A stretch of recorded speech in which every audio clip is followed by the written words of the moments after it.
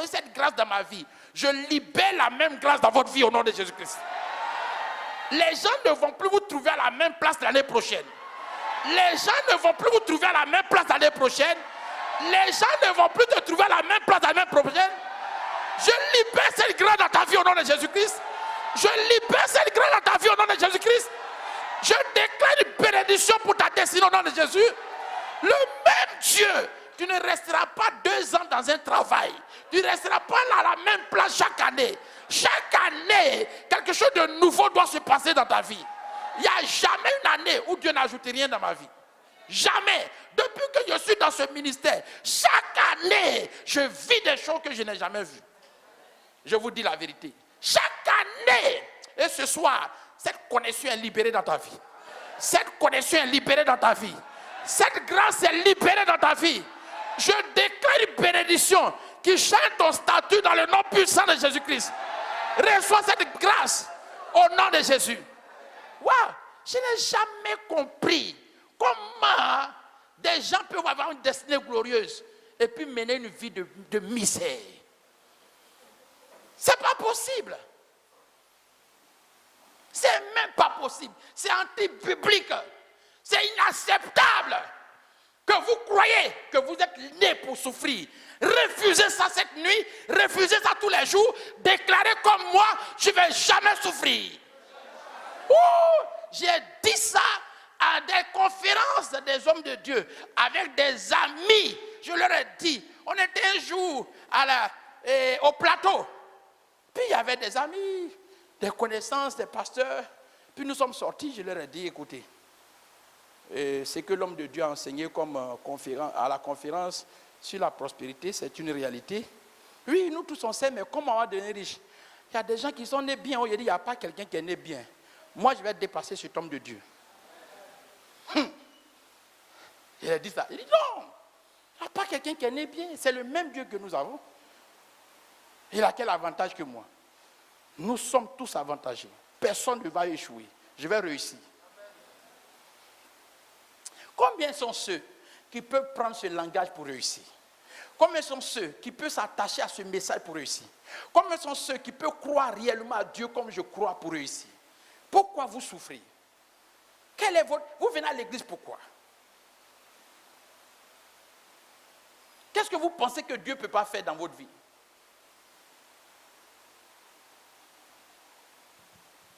Lève-toi, car ta lumière arrive. Et il a dit, la gloire de l'Éternel s'élève sur toi. C'est quand quelqu'un s'élève, Ésaïe 60, verset 1, la gloire de l'Éternel s'élève sur toi. La gloire de l'Éternel s'élève sur toi. La connaissance de cette destinée, de cette manière, vous donne une assurance de votre avenir. Si vous n'avez pas la connaissance de la destinée de cette façon, vous serez toujours là en train de parler de destinée, sans toutefois savoir que la destinée signifie une vie glorieuse. C'est à vous de défendre votre destinée. Notez ça très bien. C'est à toi de défendre cette destinée. Toutes les prédications que je donne, c'est la défense de ma destinée. Je défends ma destinée. Défendez votre destinée. Confessez votre destinée. C'est à vous de défendre votre destinée. Lorsque la lumière vraie, connaissance de la parole, rentre dans votre vie, jamais les ténèbres ne peuvent s'asseoir sur vous. C'est cette lumière qui manque. C'est pourquoi Dieu dit, lève-toi car ta lumière arrive. Isaïe 60, verset 2. Il dit, l'Éternel se lèvera sur toi et sa gloire sera sur toi.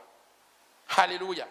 Si on comprend que la destinée est la gloire et que la gloire s'élève quand nous nous levons dans la parole, il n'y a pas de raison que vous ne puissiez pas croire la parole. Retenez ceci, dans le sens premier et réel de la destinée signifie lumière.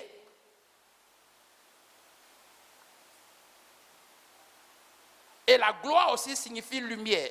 Alors, quand Dieu parle de sa gloire, c'est sa nature. Et sa nature n'est rien d'autre que sa lumière. Comme Dieu n'est pas dans l'obscurité et que Dieu est éclairé, alors quand il dit lève-toi, ma gloire arrive sur toi, il voulait te dire, lève-toi car ma lumière arrive sur toi. Alors la gloire de Dieu maintenant, appelée destinée glorieuse, est une vie d'éclat. Notez, une vie d'éclat. Une vie d'éclat. Cela veut dire quoi? Apprenez à mieux vous habiller. Waouh! Commencez à faire éclater votre vie. Waouh! Commencez à prendre les bonnes choses. Waouh! Commencez à apprécier ce qui est bon dans votre vie. Arrêtez de mener une vie de misère.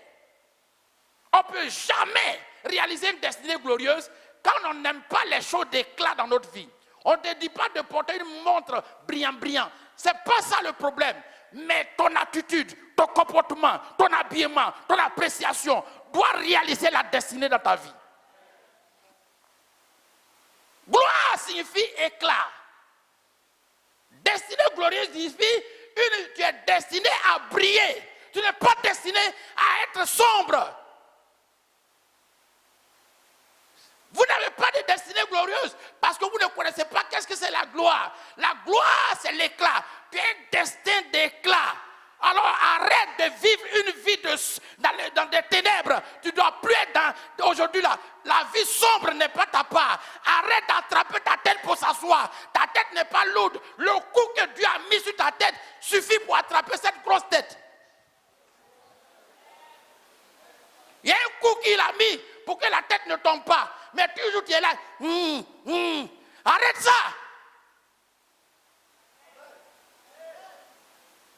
Écoutez, apprenez les bonnes choses s'il vous plaît. Vous ne devez pas vous mettre avec les gens qui souffrent. Et vous ne devez pas avoir leur mentalité pour que votre vie réussisse. Dieu veut que vous défendez votre destinée. Personne ne va défendre ta destinée, c'est toi-même. J'ai commencé à défendre ma destinée. Dieu l'a réalisé avec moi. Défendez-vous s'il vous plaît. Arrêtez-vous de vous mettre avec ceux qui font pitié. Je ne fais pas pitié moi. Même quand je n'avais rien, je n'ai jamais eu pitié de moi-même. Pourquoi vous êtes là? Cette tête ne quittera jamais. As-tu une fois vu un homme qui marche, sa tête est tombée, puis ils ont ramassé pour lui dire, monsieur, venez, votre tête est tombée. Un portefeuille veut tomber, mais la tête ne va jamais tomber. Tu attrapes ça pourquoi? Tu as quel souci? Sortez des vies des ténèbres, s'il vous plaît. Arrêtez d'assombrir votre vie.